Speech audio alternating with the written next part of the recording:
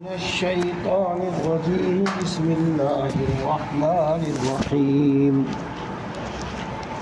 يا أيها الذين آمنوا لا يحل لكم أن ترثوا النساء كرها ولا تعضلوهن لتذهبوا ببعض ما آتيتموهن إلا أن يأتين بفاحشة مبينة وعاشروهن بالمعروف فإن كرهتموهن فعسى أن تكرهوا شيئا ويجعل الله فيه خيرا كثيرا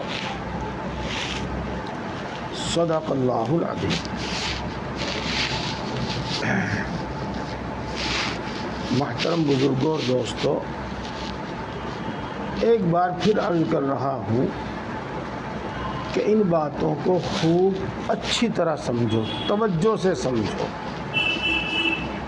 अगर इस वक्त बयान में समझ में ना आए तो बाद में पूछ लो,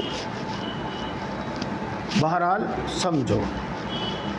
और तफसीर में बयान करने के लिए तो बहुत कुछ है, लेकिन मैं कोशिश ये करता हूँ कि इतनी ही बात बयान करूँ जितनी समझ जाए,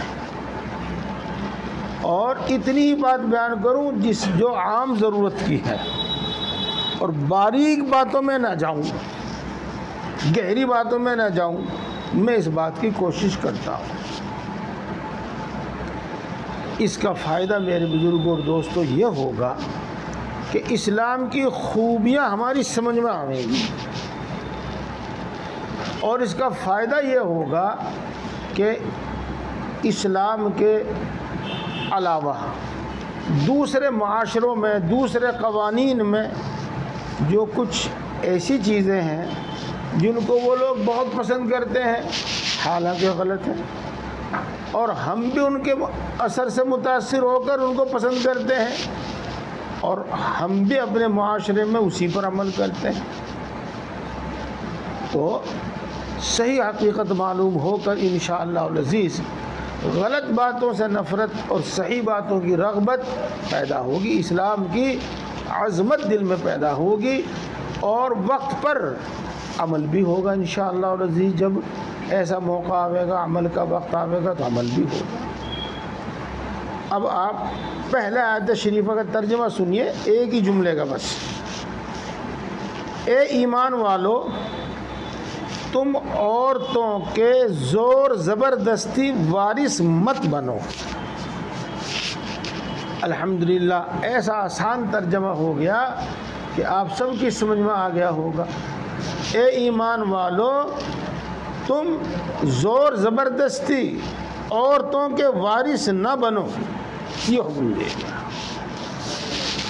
अब देखो, ज़ोर ज़बरदस्ती वारिस बनने का क्या मतलब है। जिस तरह की बात आपने यतीम बच्चों के बारे में सुनी थी, उसी तरह की कुछ बातें यहाँ हैं। यतीम बच्चों के बारे में हमने ये सुना था कि बाज़ औक़ात एक यतीम बच्ची होती और उसका वली और उसका वसी, यानी क़ानूनी तौर पर जिसको उसकी परवरिश का हक़ होता, वो उसको पालता परवरिश करता, लेकिन उसको कहीं निकाह न करने देता, इस वजह से कि जब ये जाएगी निकाह में किसी के तो अपना माल भी ले जाएगी। ये तो उसके माल पर काबिज रहने के वास्ते उसको कहीं निकाह नहीं करने देता था। एक सूरत ये भी थी कि अगर उसके लिए निकाह करना जायज़ होता उस वक्त के कायदे कानून के एतबार से, तो वो उस पर ज़ोर ज़बरदस्ती निकाह कर लेता, उससे ज़ोर ज़बरदस्ती निकाह कर लेता ताकि ये माल कहीं और न जावे। अपने किसी मुताल्लिक़ से ज़ोर ज़बरदस्ती उसका निकाह करा देता ताकि उसका ये माल कहीं और न जावे, चाहे लड़की उसको पसंद करती हो या ना करती हो। ये इस तरह की शक्लें बताई गई थी। करीब करीब वही शक्लें यहाँ की भी हैं, लेकिन यहाँ और दूसरी भी चीज़ें हैं। उसमें से एक चीज़ ये है कि ज़माने जाहिलियत में भी और हमारे मुल्क में जो हमारे पड़ोसी रहते हैं, बिरादरान वतन जिनको हम कहते हैं, उनके यहाँ भी एक तरीक़ा होता था, एक कानून होता था, अब भी है वो कि लड़की लड़के को दान की जाती थी, दान, और वो उस लड़की के मालिक हो जाते हैं। दान करना, हिबा करना, अतिया करना, इसका मतलब आप समझ ही गए होंगे, और न समझे हो तो अब समझ जाओगे इंशाअल्लाह। मेरे पास मोबाइल है, आपने कहा जी मौलवी साहब ये मोबाइल मुझे दे दो जी, ये ले भाई तू ले ले, आपको दे दिया। उसको क्या कहते हैं हम? हिबा करना, हिबा कर दिया, हदिया दे दिया, हिबा कर दिया, हदिया दे दिया, इसी को अतिया भी कहते हैं। तो आप इस मोबाइल के मालिक हो गए। अब चाहे आप इसे देखें, चाहे आप इसे फोड़ें, चाहे किसी को दें, चाहे बेचें, कुछ भी करें, आप इसके मालिक हो गए। हिंदी में इसको दान भी कहते हैं। तो लड़की दान कर दी जाती थी, जिसका मतलब ये होता था कि वो लड़का ही नहीं बल्कि वो ख़ानदान उस लड़की का मालिक हो जाता था, मालिक।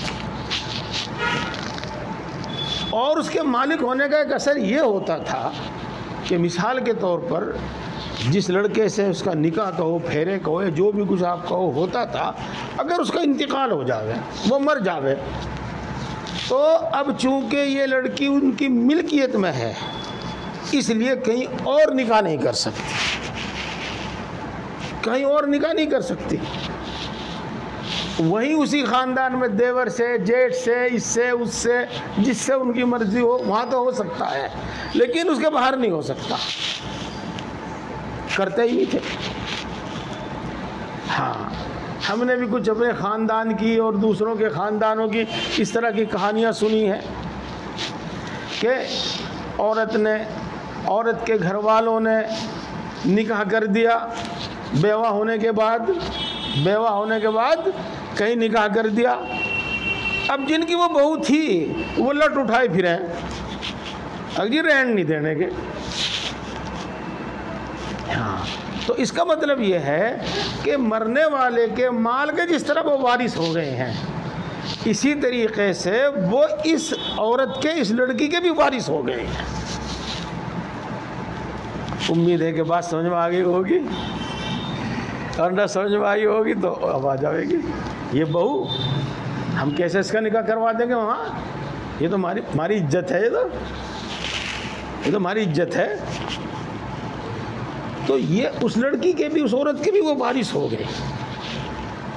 अब उसका कहीं निकाह नहीं करेंगे तो अगर करेंगे अपने ख़ानदान में, अपने देवर जेठ से, इससे उससे। तो ये बात अरब में भी थी, इसी तरह वो भी करते थे।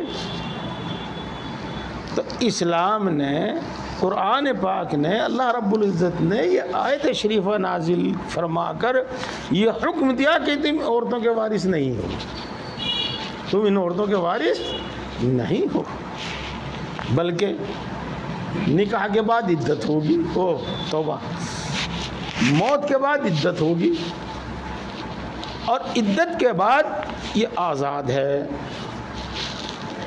चाहे ये अपनी मर्ज़ी से यहाँ किसी से निकाह करे, चाहे ये अपनी मर्ज़ी से कहीं और निकाह करे, चाहे ये अपने घर चली जाए और किसी से भी निकाह ना करे, ये आज़ाद है।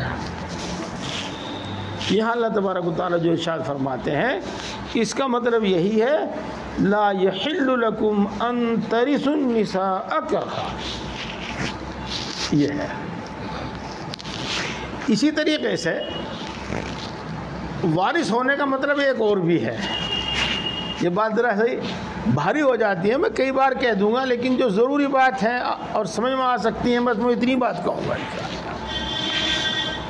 आपने पहले सुना था कि अरब का दस्तूर ये था कि जो घोड़े पे बैठ सके, तलवार चला सके, उसको विरासत में हिस्सा मिलता था, और जो घोड़े पर न बैठ सके, तलवार न चला सके, उसको विरासत में हिस्सा नहीं मिलता था। इस कानून के तहत ना तो नाबालिग लड़कों को विरासत में हिस्सा मिले था और ना ही औरतों को हिस्सा मिले था, ये है। लेकिन फिर भी अगर किसी औरत के पास कुछ माल होता, आ जाता, उसके माँ बाप दे देते, उसके भाई दे देते, किसी भी तरीके से उसके कुछ पास माल हो जाता, ये तो यहाँ भी दोनों तरीके जारी होते।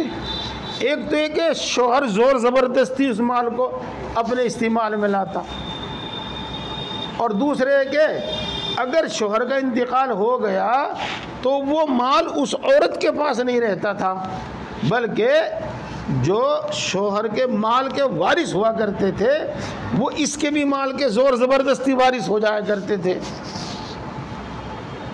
ये तो अल्लाह तबारक व तआला ने इसको मना किया कि तुम औरतों के ज़ोर ज़बरदस्ती वारिस ना बनो। औरतें जिस माल की मालिक हैं वो खुद उसके मालिक हैं। अगर शौहर मर गया तो अब तुम उस औरत के माल के वारिस नहीं, उसके शौहर के, जो तुम्हारा भाई हो, जो भी लगता हो, उसके तो वारिस हो तुम, लेकिन इस औरत के माल के वारिस नहीं हो तुम। ये अल्लाह ताला ने इरशाद फरमाया। अब आगे चलते हैं।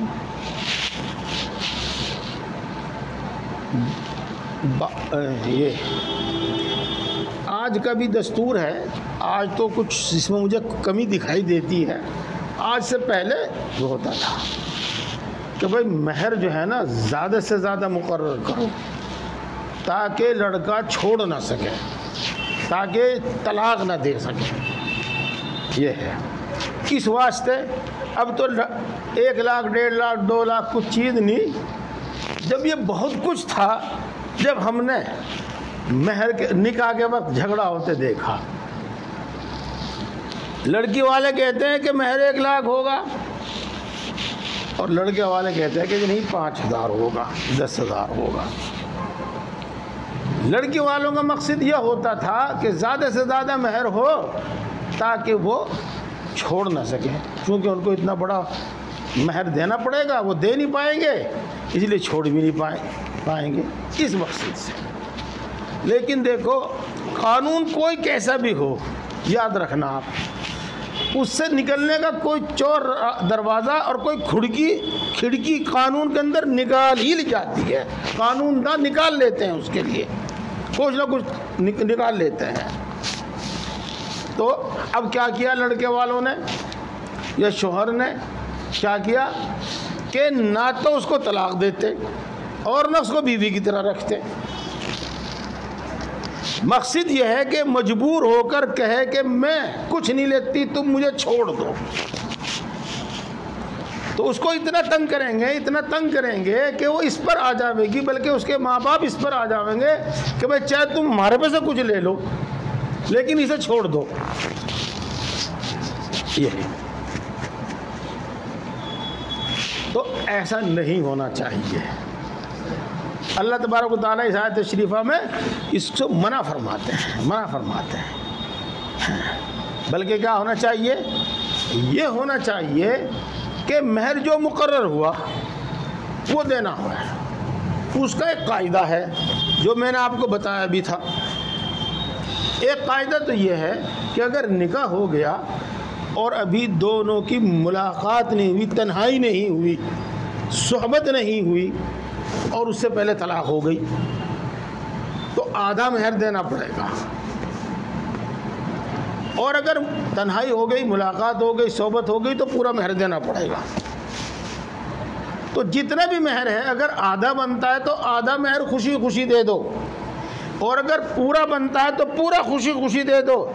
अगर तुम्हें वो औरत पसंद नहीं है, तुम रखना नहीं चाहते हैं, तो तलाक दे दो, उसका महर दे दो, बल्कि महर से भी कुछ ज़ायद देकर इज्जत के साथ उसको रुखसत कर दो। ये हुक्म है। पहले भी आया है, मुझे याद है, आपको याद हो या ना हो, पहले भी आया है। ये हुक्म है, उससे मना किया गया, ये हुक्म दिया गया। हाँ, यहाँ एक बात है आयत शरीफा में बयान किया जा रहा है। मिसाल के तौर पर औरत इतनी बदमिजाज है और इतनी ज़बान दराज है, या यूँ कहो बेहया है, और उसकी गलती है सरासर, चाहे वो ज़बान दराजी हो, चाहे वो लड़ाई झगड़ा करना मकसद हो, या किसी और से ताल्लुक़ रखती हो, इस तरह का कोई मसला अगर है और इसलिए तुम उसको रखना नहीं चाहते, तो ऐसे वक्त में ऐसा हो सकता है कि आप यूँ कह दो कि मैं तलाक नहीं दूंगा, खुला कर लो। और खुले की सूरत ये होती है कि जितना महर है इतना या उससे कम पर खुला कर लो, यानी खुला का मतलब वही कि गोया कि तलाक दे दो। उसकी एक सूरत तो ये है। मैं फिर कहूँ दूसरी बात कि अगर वाकई औरत ही की सरासर गलती हो और वो ऐसी हरकतें कर रही हो जिससे उसको रखा नहीं जा सकता और तलाक की नौबत आवे, जिसको खुला कह देते हैं, फिर तो जितना महर दिया है वो या उससे कुछ कम ले सकते हैं। अब तर्जुमा कर लीजिए, बात समझ में आवेगी। वला ताग़ुलूहुन्ना, और तुम उनको कैद करके मत रखो, लितज़हबू बिबाज़ि मा आतैतुमूहुन्ना, ताकि तुम उन पैसे वो कुछ ले लो जो तुमने उनको दिया है। तुम उनको कैद करके मत रखो ताकि तुम उनसे कुछ ले लो जो तुमने उनको दिया है, तो ऐसा मत करो। इल्ला अन यअतीन बिफाहिशतिन मुबय्यिना, मगर ये कि वो खुली बेहयाई का इर्तिकाब करें, खुली बेहयाई का इर्तिकाब करें, तो तुम फिर उनसे अपना दिया हुआ महर ले सकते हो, तलाक के एवज़, जिसको खुला भी कहते हैं। ये और बेहयाई क्या है वो मैंने भी बता दिया। अब आगे चलते हैं। वआशिरूहुन्ना बिल मारूफ, और औरतों के साथ अच्छी तरह रहो सहो। तुम्हारा बर्ताव, तुम्हारा रहन सहन तुम्हारी बीवी के साथ अच्छा होना चाहिए। अच्छे रहन सहन में, अच्छे बर्ताव में बहुत सारी चीज़ें दाखिल हैं, बताने की ज़रूरत नहीं, आप हम सबको खुद मालूम है, हा? लेकिन उसकी थोड़ी सी हद होती है। उसको पूरा मकान नहीं, पूरा मकान दे दे तो वाह वाह, पूरा मकान नहीं तो कम से कम एक कमरा उसको ऐसा दो जिसमें तुम और वो आराम से बैठ उठ सके, बेतकल्लुफ़ उठ बैठ सके, और उस कमरे में किसी का अमल दखल ना हो, कोई ना आवे जावे, कोई ना रह सहे उसमें। बस अगर कोई अंदर भी दाखिल हो तो इजाज़त से दाखिल हो, वरना वो मियाँ बीवी का ही है बस। एक कमरा कम से कम उनको ऐसा हो। और इसी तरीके से नहाने की, धोने की, खाने की, पकाने की जो सहूलियात हैं वो होनी चाहिए। इसी तरीके से अच्छा उसको खिलाओ, अच्छा अपनी हैसियत के मुताबिक उसको पहनाओ। इसके अलावा जो उसकी ज़रूरत होती है वो पूरी कर दो। इसके साथ साथ मोहब्बत, शफ़क़त, दिलजोई से उसके साथ पेश आओ। एक नौकरानी और खादिम की तरह हमेशा धमका कर, डांट कर न उससे बात करो, और एक नौकरानी और खादिमा की तरह उससे काम मत लो। ये वआशिरूहुन्ना बिल मारूफ इसमें दाखिल। फ़इन करिहतुमूहुन्ना, बस अगर तुम निकाह होने के बाद अपनी बीवी को ना पसंद करते हो, बात कुछ ऐसी ही है। निकाह होने से पहले जब कोठे पे से झांक के देखें, दीवार पे से झांक के देखें, जब तो पूछो ना कुछ, एक दूसरे पर मरने को तैयार, जान देने को तैयार, और जब निकाह होकर घर आ जाती है तो बस बात तो वो कुछ ऐसी सी है, लेकिन है बहुत सच, बहुत सही है। क्या कहा था वो, अभी किसी ने कहा था, तुम्हारी हंसी नज़ला और हमारी खांसी करूँ ना है, और अपनी बीवी चांदी और दूसरे की बीवी सोना, तो यूं ही है बात। तो ये बात एक बिल्कुल सही है और बिल्कुल सच है जी हाँ।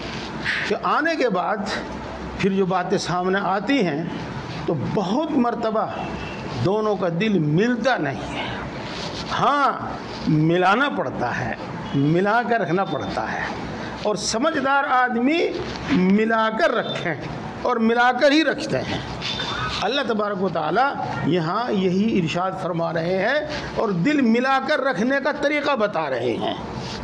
सुनिए, फ़इन करिहतुमूहुन्ना, बस अगर तुम उनको नापसंद करते हो, फ़असा अन तकरहू शैअन व यजअलल्लाहु फ़ीही खैरन कसीरा, बस मुमकिन है कि तुम किसी चीज़ को नापसंद करो और अल्लाह तबारक व तआला ने तुम्हारे लिए उसमें बड़ी खैर रखी हो। तो मुमकिन है कि तुम किसी चीज़ को नापसंद करो और अल्लाह तबारक व तआला ने तुम्हारे लिए उसमें बहुत बड़ी खैर रखी हो। ये देखो, खैर रखने की बात, इसकी सूरतें बहुत होती हैं, लेकिन एक बात जो अक्सर मुफस्सिरीन, अक्सर उलमा किराम बयान फरमाते हैं कि मुमकिन है अल्लाह तबारक व तआला इससे तुम्हें एक ऐसी नेक औलाद दे जो तुम्हारा नाम रोशन कर दे दुनिया में भी, और तुम्हारे लिए ज़ख़ीरा आखिरत और ज़रिए मग़फ़िरत बन जाए आखिरत में। हो सकता है ऐसा हो, तो इस उम्मीद पर तुम मुझसे निभा करो। इसी तरीक़े से अल्लाह तबारक व तआला इससे औलाद दे और वो औलाद तुम्हारी खिदमत करे, बहुत बाकमाल भी ना हो, लेकिन बहरहाल आजकल के ज़माना का तो हम जिक्र नहीं करते, माँ बाप की खिदमत औलाद करती ही है, और माँ बाप के काम औलाद ही आती है। बखिलाफ इसके कि अगर तुम इसको नापसंद करके छोड़ दो और कोई दूसरी लाओ, मुमकिन है उसके औलाद ही ना हो, और मुमकिन है औलाद हो लेकिन नालायक हो। ये और इसी तरीक़े से ये बात मैं आपको बताता तो हदीसों के हवाले से, लेकिन हदीस का हवाला न देकर एक मफ़हूम सा बताता हूँ मैं आपका। अल्लाह ताला ने ये वादा फरमाया है कि तुम निकाह कर लो। अगर तुम्हारे अंदर निकाह की गुंजाइश नहीं है, माल की गुंजाइश नहीं है, तो अभी तुम निकाह कर लो। मुमकिन है अल्लाह तबारक व तआला उसकी बरकत से तुम्हें रोज़ी दे दे। ये है 18वें पारे में है ये जिक्र कुछ। अल्लाह तबारक मुमकिन है उसकी बरकत से तुम्हें भी रोज़ी दे दे। तो ये भी इम्कान है और ये भी एहतमाल है, ये भी मुमकिन है कि तुम्हारे घर में जो ये फरावानी है, तुम्हारे घर में जो फराखी है, वो इसी की तकदीर से हो, इसी के मुक़द्दर से हो। ये और ये भी मुमकिन है कि तुम इसे तो छोड़ दो और दूसरी ले आओ और वो इससे भी 4 हाथ आगे हो जी। तो ये सब बातें मुमकिन हैं। इन सब बातों को अल्लाह तबारक व तआला इस जुमले में इरशाद फरमाते हैं, बस अगर तुम उनको नापसंद करो तो मुमकिन है कि तुम किसी चीज़ को नापसंद करो और अल्लाह तबारक व तआला ने उसमें बड़ी खैर रखी हो, लिहाजा दिल न भी मिल रहे हो तो मिलाने की कोशिश करो, मिलाने की कोशिश करो और निभाह के साथ रखो। ये बात हो गई। अच्छा, अगला एक मसला और है, मैं पहले उसको ज़बानी बताऊं ताकि तर्जुमा फिर आसानी से समझ में आ जाए। जैसे कि अभी आपने सुना ये कि भाई निकाह के बाद अब वो अच्छी नहीं लग रही उसको, किसी दूसरी पर दिल आ गया, किसी दूसरी से बात बन गई। अब वो ये सोचता है कि भाई मैं दोनों को तो रख नहीं पाऊँगा, लेकिन उस पर फिदा हो रहा है, उसको रखना चाहता है, इसको छोड़ना चाहता है। और फिर मसला वही खड़ा हो जाता है कि भाई इसको मेहर देना पड़ेगा। ये बाद औकात मैं आज की ज़बान में कहता हूँ, वरना मैं उसको बताऊँगा, मैंने इसको मुंह दिखाई में दे रखा 5 तोला का हार, वो भी लेके जावेगी है। हाँ, ये बात हो गई।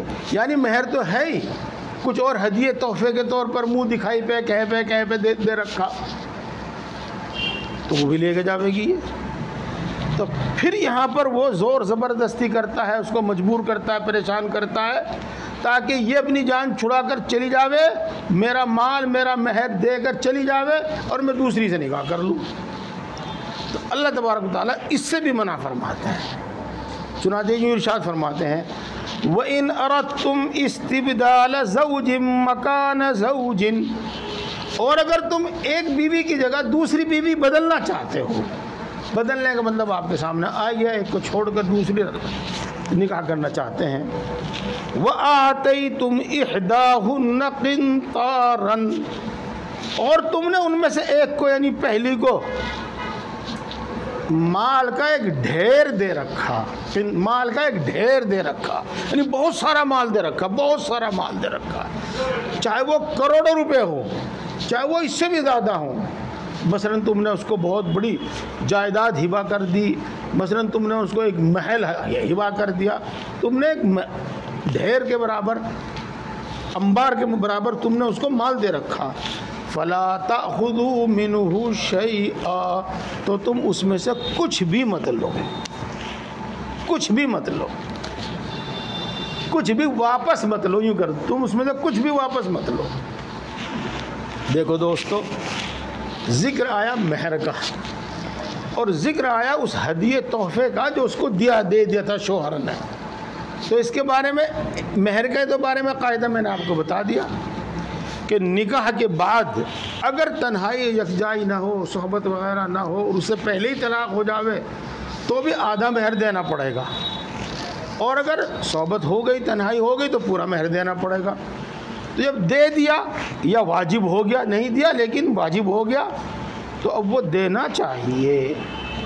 ज़ोर ज़बरदस्ती करके उसमें से कुछ भी माफ़ मत कराओ, पूरा दे दो। इसी तरीके से एक मसला सुनिए, सब मसला एक सुनिए। शोहर ने बीवी को बीवी होते हुए जो चीज़ गिफ्ट कर दी, मैं बोलना नहीं चाहता लेकिन कभी कभी बोलना पड़ा, हदिया कर दिया, दे दिया, उसको दे दिया, अब वो उससे वापस नहीं ले सकता। आपने मुझे कोई हदिया दे दिया, मुझे कोई हदिया हिबा दे दिया, फिर मेरी आपकी लड़ाई होगी, आपने कहा भाई वापस लाओ मेरा मोबाइल, तो ले सकते हो, अगरचे वो लेना नापसंद है, नापसंदीदा है। हदीस पाक में उसको थूक कर चाटना ही बताया गया है, लेकिन बहरहाल कायदे कानून से आप वो मोबाइल ले सकते हो। लेकिन अगर आपने अपनी बीवी को मोबाइल दे दिया है तो वापस नहीं ले सकते, कायदा कानून से भी नहीं। जज के यहाँ फैसले में, काजी के यहाँ फैसले में भी आपको वो वापस नहीं मिलेगा। तो बीवी को बीवी रहते हुए जो गिफ्ट किया, जो हदिया दिया, वो वापस नहीं होगा, ये समझ लो आप। ये है, उसी के मुताल्लिक बात है। तो अगर तुम उसको एक अंबार के बराबर माल दे चुके हो, फला ताखुदू मिनहुन्न शैआ, तो तुम उसमें से कुछ भी मत लो, एक चीज़ भी वापस मत लो, सब उसको दे दो। ये हुआ अताखुदूहु बुहतानन व इस्मम मुबीना, क्या तुम उसको बहतान लगाकर और बड़े गुनाह के सबब उससे माल वापस लेते हो? ये देखो, अभी आपने कायदा सुना कि औरत को जो महर दे दिया या औरत को जो महर वाजिब हो गया, वो महर उसको पूरा पूरा दे दो, और उसको इस गरज से कैद करके न रखो कि जब ये मेरा महर वापस दे देगी या महर माफ़ कर देगी जब मैं इसे तलाक दूंगा। ये जुल्म है, ऐसा मत करो। हाँ, अगर गलती उसकी हो, सरासर गलती उसकी हो, वो बदकार औरत है या वो ज़बान दराज है, हर वक्त घर में झगड़ा रखती है, इस तरह निभा मुमकिन नहीं है, तो ऐसी सूरत में आप उससे खुला करके अपना महर या उससे कम, महर से ज़्यादा नहीं, अपना महर या उससे कम ले सकते हो। तो अगर किसी साफ पाक अच्छी औरत को तलाक देने के वक्त ज़ोर ज़बरदस्ती करके उससे महर वापस लिया या महर माफ़ कराया, तो इसका मतलब ये हुआ कि ये ऐसी वैसी है। ऐसी वैसी से तो महर वापस लेना जायज़ है, और पाक साफ औरत से तो जायज़ नहीं लेना। अब पाक साफ औरत से भी ले लिया तो इसका मतलब ये हुआ कि तुमने अपने अमल से साबित कर दिया कि वो तो ऐसी वैसी है, वो तो ज़बान दराज है, वो तो बदतमीज़ है। बात समझ में आ गई भाई? हाँ, तुमने अपने अमल से ये साबित कर दिया, तो ऐसा मत करो। और जब शरीयत ने इसको मना कर दिया है कि जो महर तुम दे चुके हो, चाहे महर माल का एक ढेर अंबार उसको दे चुके हो, वापस मत लो, तो अब अगर तुम वापस लेते हो तो वो खुला गुनाह है। वकैफ़ तअख़ुज़ूनहु, और तुम उसको उससे वापस कैसे ले सकते हो? वक़द अफ़ज़ा बअज़ुकुम इला बअज़, हालांकि तुम एक दूसरे से नंगे होकर मिल चुके हो, सोहबत कर चुके हो। और ये एक ऐसी बेतकल्लुफ़ बात है और ऐसा गहरा ताल्लुक़ है कि इस गहरे ताल्लुक़ के बाद तो अगर ताल्लुक़ टूटता भी है तो उस पुराने ताल्लुक़ की लाज रखनी चाहिए, उसका ध्यान रखना चाहिए, और अब उससे कुछ मत लो। वअख़ज़ना मिनकुम मीसाक़न ग़लीज़ा, और उन्होंने तुमसे एक मज़बूत अहद लिया है। मज़बूत अहद लिया है। कौन सा मज़बूत अहद लिया है? निकाह, खुतबा पढ़ा गया, अल्लाह के नाम पर एक दूसरे ने अहद किया है। ईजाब कबूल जिसको कहते हैं, गवाहों के सामने, बल्कि मजमे के सामने, और इसकी शोहरत भी हुई है कि वह फ़ला फ़ला का निकाह हो गया है। तो इतने मज़बूत अहद के बावजूद जब तुम दोनों साथ रहे, बेतकल्लुफ़ साथ रहे एक वक्त तक, हालांकि एक दूसरे से नंगे होकर मिले हैं, इतने बेतकल्लुफ़ रहे, तो अब कुछ दिया हुआ माल या महर वापस लेना ये शराफत नहीं है, इंसानियत नहीं है, अक्ल सलीम का तकाज़ा नहीं है। लिहाजा ऐसा हरगिज़ मत करो। उम्मीद है कि मेरी बातें आपको समझ में आई होंगी, और जो बात न समझ में आई हो तो आप पूछ सकते हैं, इंशाअल्लाह अज़ीज़ समझाने की कोशिश करूँगा। अल्लाह तबारक तआला हम सबको अमल की तौफ़ीक़ अता फ़रमाए। अल्हम्दुलिल्लाह रब्बिल आलमीन, अर्रहमानिर्रहीम, बिस्मिल्लाहिर्रहमानिर्रहीम।